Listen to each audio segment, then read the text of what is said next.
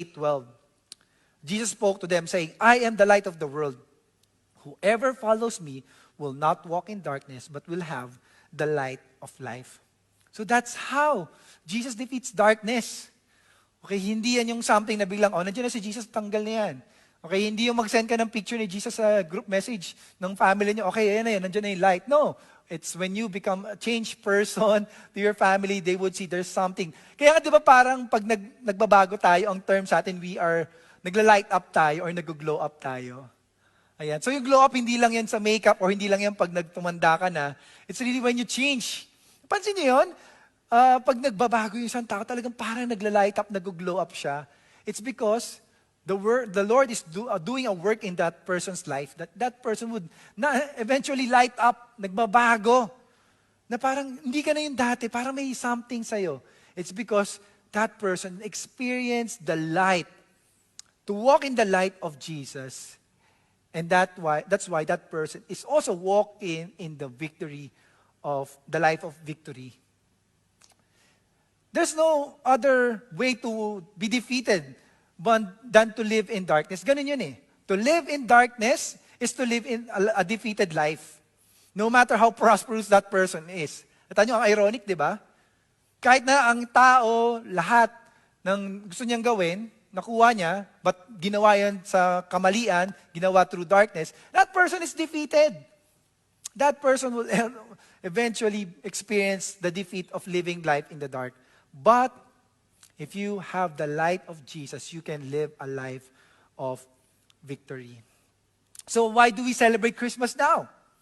Knowing that the light of the world has brought light into our lives. Alam nyo, kahit hindi kayo makuha ng siguro bagong cellphone this Christmas, may bago ka namang patience, may bago kang pagmamahal, because the light of the world has come to you.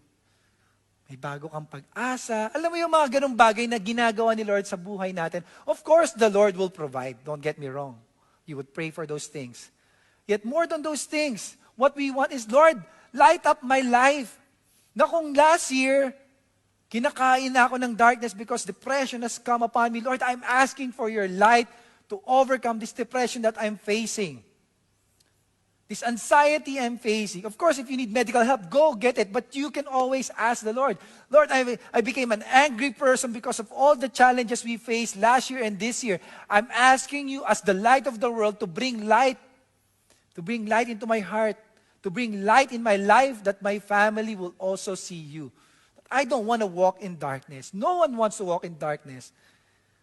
And we can only experience a life of victory when we experience the light of Jesus. That's why we celebrate the victory the light of God has and will accomplish in us. I hope din yung magkaroon kayo ng time ng family nyo this year. That you would write it down. Not only things na ginawa sa inyo ni Lord na materially, of course you can do that, the material things that God has blessed you this year. But also write it, na, Lord, thank you, you are the light of the world. That my dark past has been gone this year because the light of the world came. Sulat niyo yun. Ano yung mga nagbago sa inyo? Sabihin niyo rin yun, maganda mo vocalize niyo. Sabihin niyo sa asawa niyo, alam mo, mahal, alam mo, honey, this year you became more patient to me. And that's a reason for me to celebrate because the light of the Lord has come to you. Mga bagay na pwede natin i-celebrate this Christmas, what the light of the Lord has done in our lives. And lastly, because light has come, we have adoption.